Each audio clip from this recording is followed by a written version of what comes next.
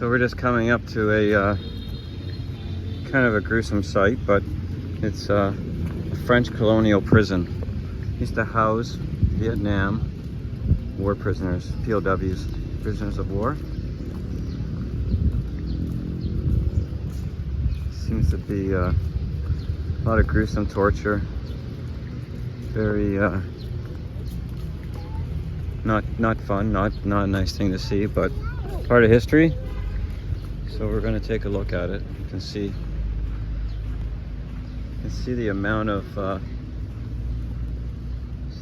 wire and barbed wire and fencing and gating just to get out of there. There's barbed wire in between, laying some 1, some 2 stacks high rolls, and then there's 1, 2, 3, 4, 5, 6, 7, and apparently this is not a reconstruction. This is an actual old prison of war, POW site. We're going to take a quick look inside. Well, maybe not a quick look, but it looks fairly large. See the towers at the guard towers at each corner. This is one of them. This is on the I think the very south end of Phu Quoc. Phu Quoc.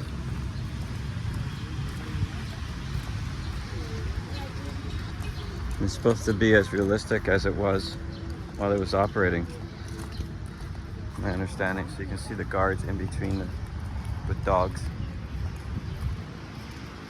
And obviously your life isn't worth much when you're living through that, so I guess escape is an option, just not easy to do. See, this is the entrance to the actual camp.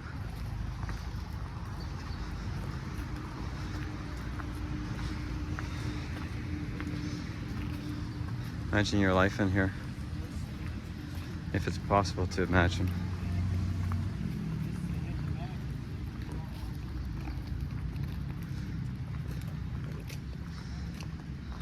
There's not much actually here. See the tiger cages. Got some mannequins within the tiger cages.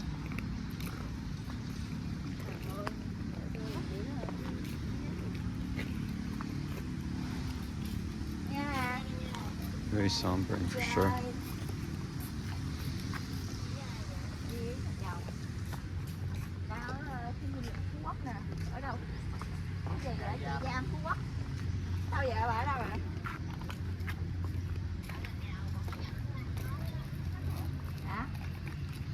Not enough room to stand up, obviously. Not even enough room to sit up. Just laying in here. This is where they're deprived of water and food to break them.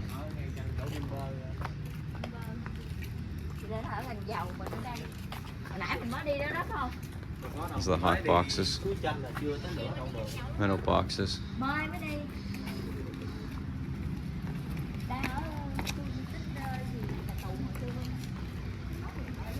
And you've got quite a few of the barracks and sleeping quarters.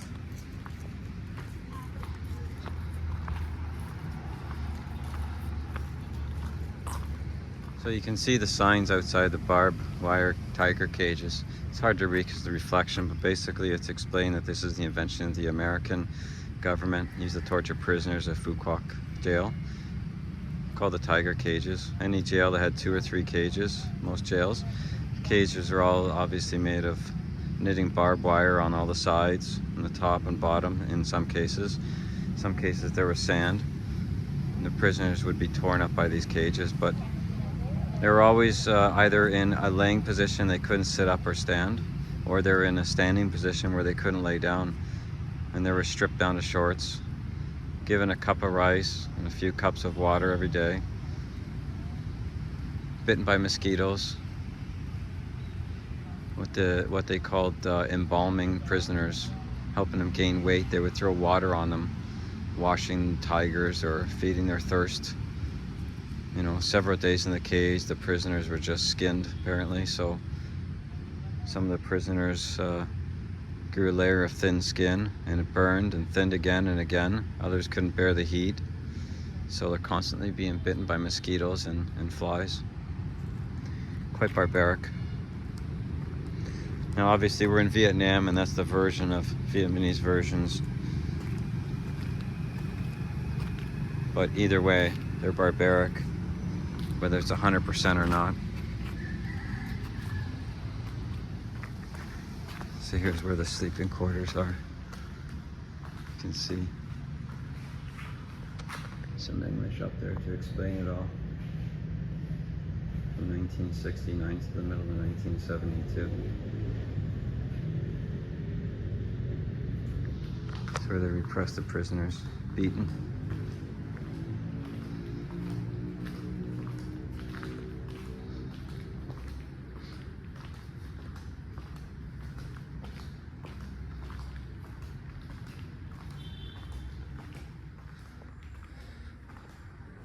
So these would hold typically 70 to 120 prisoners. That's what the claim is. And it was used to be a dirt ground, and now it turned to cement. As you can see, they started digging to get out through the dirt, and they turned into cement and heavy rock ground. But 70 to 120 prisoners wouldn't fit in here. So they would switch positions from sleeping to standing amongst the prisoners.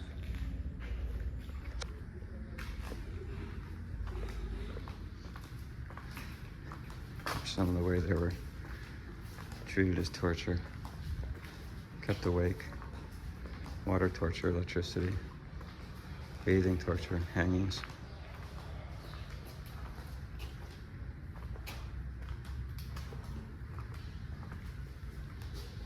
Recreation of these.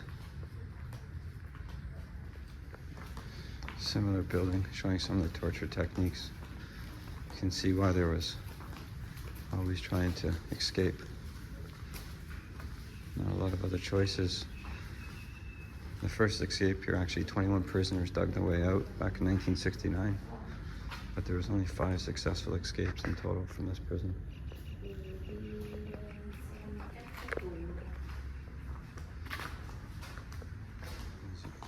This is one of the barracks that has shows one of the successful tunnels that was built.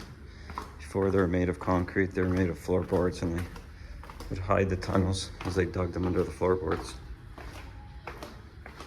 Apparently the one successful one that was dug out, you can see at the sides here.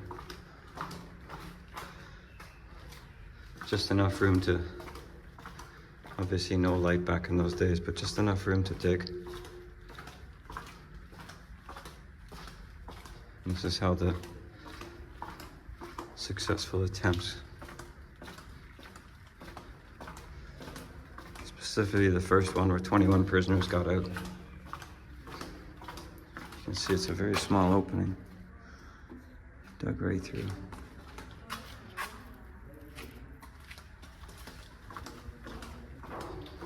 Barely enough to fit.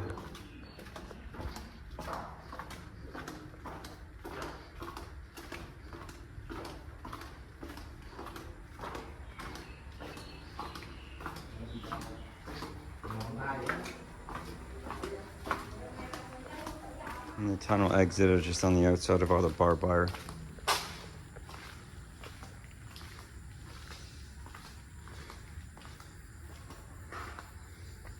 You can see we're on the outside of the barbed wire here.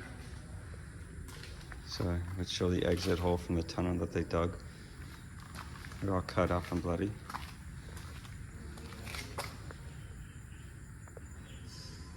Exit through there. So just outside those barracks and housing units, you can see it's demonstrating some of the torture and how it was done. You know, apparently soldiers would use their boots to kick the genitals and step on it, and some of the prisoners, another hot box they were kept in, metal boxes. Kept separate. I mean, I'm not obviously inside this prison, but it's still scary for me just to even get back to this area, passing through this razor wire and wire. Here's some of the latrines, how they emptied them. So it explains the story here about the water closets. Behind every 2 of these housing units there's one water closet, and underneath each one of those pee and stools would be collected in a half an oil drum, which the prisoners were responsible for cleaning out themselves. And they were only allowed to use these during the daytime, so nighttime they were going to the toilet in their own barracks, in their own sleeping quarters. It's just very scary just walking in between these barbed wires. It's not a comfortable thing. I mean, I don't even want to get cut by it now. But this is barbed wire, and around the outside, I mean, it's not only barbed wire, but it's also razor wire, where you can see the razors, the edges. But it's definitely sombering walking in between these. And scary.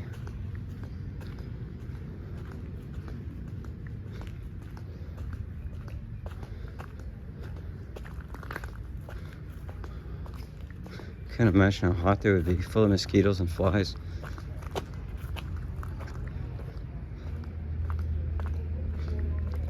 I mean, even if you were to escape one of these at night, and obviously they had 0 possessions, so it's just sleeping quarters in here. Even escaping this box at night, you know, you still have to somehow get over the razor wire and barbed wire throughout, which I'm sure was no easy feat just to get out of either one. So here's one of the buildings that was used as a kitchen. Apparently the kitchens could feed between 800 and 1,000 prisoners. They had to dig their own water, and bring their own wood in and pick wood. They were given stale fish and rice, reportedly, and cook their own food, and they were chosen at random who's gonna cook.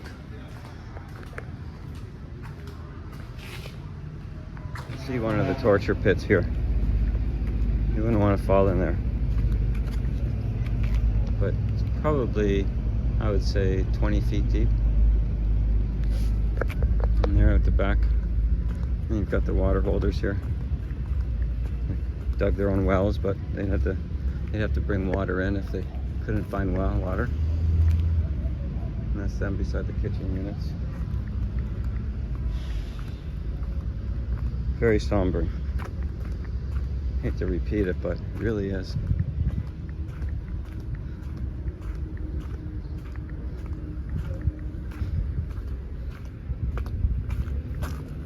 And we know it was torture.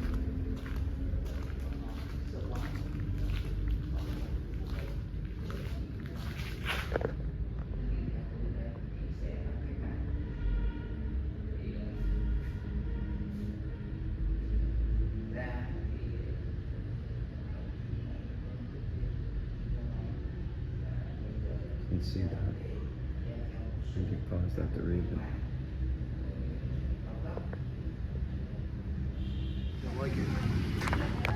So there we have it. You know, we know there's a lot of truth to this. Is there any propaganda? That's for you to decide, but there was no charge to come in here. No fee to get inside this site. It's an actual site, just a little bit of recreation to build back what was not there. But you decide.